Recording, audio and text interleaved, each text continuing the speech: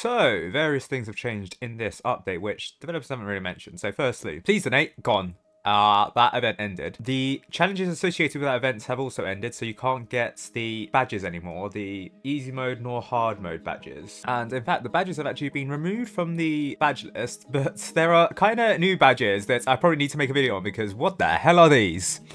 This means you can't get the Hasm Scout or the Please Donate name tag in Tower Defense Simulator anymore since the badges and the event has been removed. However, what you can do, apparently, is get the booth farm still, because that's associated with a quest. You can't activate the quest anymore, or you can activate the quest. It's still permanently here. Huh, that's odd. So for some reason, there's still a Please Donate a booth quest that's permanently here. So there's actually now 4 quests still. Odd.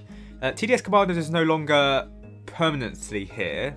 I think it was like, quote, demoted to becoming a regular rotating quest instead of being a permanent featured quest. That's what we're gonna name it. These are featured quests and these are rotating quests.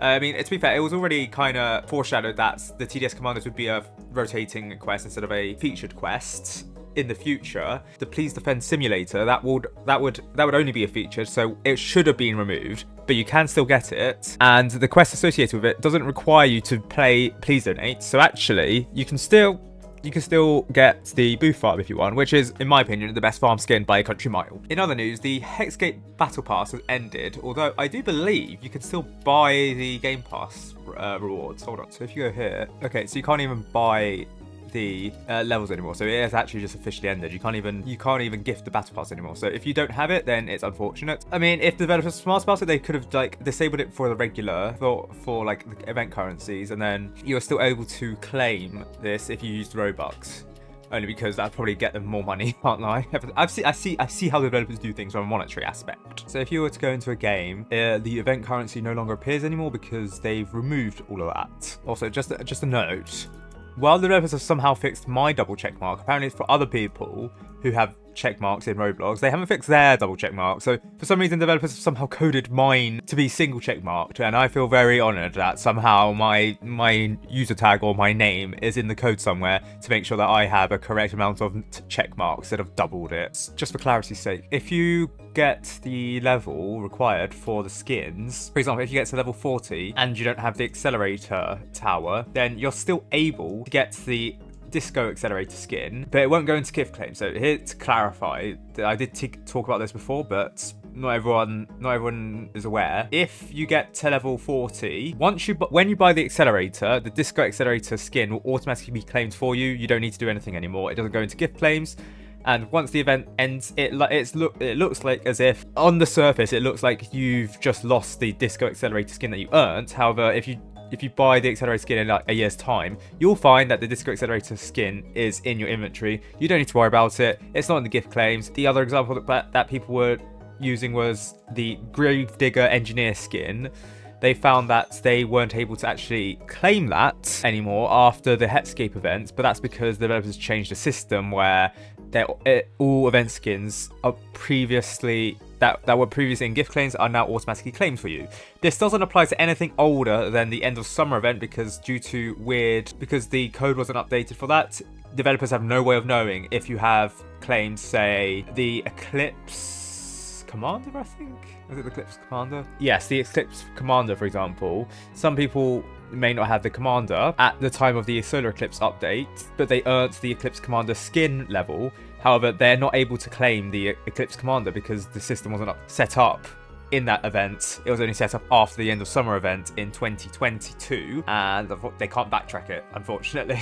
So I shouldn't have to mention this, but the Battle Pass boost has been removed. I mean, that was for entirely the Battle Pass, and the Battle Pass is now ended. In other news, the Pursuit's level 5, that's the main damage, that's the hell of a lot DPS, single DPS upgrade path. Its cost has increased from 35,000 to 45,000. That's probably fair given that this path was miles better than the other path. Yeah, so previously this cost efficiency here was miles better than anything that the explosive path could offer. I mean, assuming that the explosive path could only hit one enemy, which is not always the case. But then again, that's why the change was made, because the single DPS for the Pursuit and its cost efficiency was outrageous. It's nearly 300 DPS. So that's why it was changed here, just to be more expensive and to reduce its cost efficiency. To increase its cost efficiency, therefore reducing its value. In other news, the developers have somehow managed to actually add a video to the update log. It's horribly stretched out, but that's due to the nature of it. To be fair, I don't think people really care. I'm more surprised that they managed to actually add a video to the holiday update thing. I've known that Roblox has been able to support videos in UIs for a while now, but here it's kind of weird to see it in the update log. In other confirmed news, I will talk about this later as well. Operation Ice coming the 16th of December. That's a Monday, not a Wednesday. Really odd why the developers have decided to make it on a Monday. I have my theories about it, but that's what I speculate. Next week, there's going to be Molten Rework, if developers are going to be believed. Then there's going to be admin mode, and then Operation Ice, and then keep an eye on our eyes on social media for more information. They haven't really said anything too much on social media about these leaks. In other news, the Black Friday event, the Black Friday sales ended. I mean, that was a while ago, but... And weirdly, the Commando is still on sale. That's shocking to my opinion. The slash is still here, even though it's not, shouldn't be. So the Commando here, and then there's still the Jester Tower. These things, they should have been off sale a while ago. In fact, the Commando should have been off sale on the 1st of December. Yeah, it's still here. Really odd. In other news, I think I do talk about this previously, but the Gatling Gun and the Mercenary Base no longer have their discounted prices or the dynamic pricing that Roblox sets. I think the developers saw my video and like, nah, G, we can't actually have these towers be on dynamic pricing and be like 1,400 or something, and then under 2,000. Cheaper than the Engineer, but all the other game passes before the Mercenary Base update, they are still discounted. So even the Pursuit, when the Pursuit was first released, its Game Pass price was 1,500. It's now been discounted to 1,200. But that's in combination with all of the changes made due to dynamic pricing on Roblox's end. But the developers do watch my video, so sorry guys, I might have accidentally gotten the Gatling Gun and the Mercenary Base increased in price. My sincerest apologies. This also applies to the high grade crate here, where I've accidentally made it back up to 50 Robux, and then the Mako DJ booth, after making my video, when it decreased to 592 Robux, it's now back up to 759, I think it was what its original price was. No, 749. I'm sorry guys, I have to talk about these stuff and then developers watch my videos. Sad. Okay. Oh, and additionally, Revive tickets have now been enabled again. And Menton said that he assumed that they fixed negative currency. There was also another bug with the Revive tickets where the loose screen UI did not disappear after reviving. However, there's still claims of some people that both the negative currency bug and the screen not disappearing after reviving are still in the game, and a quick test by Menton revealed that he wasn't able to replicate these bugs, but other people have said that they are, so I'd assume it's still somehow in the game, even though the developers said it was fixed. So yeah,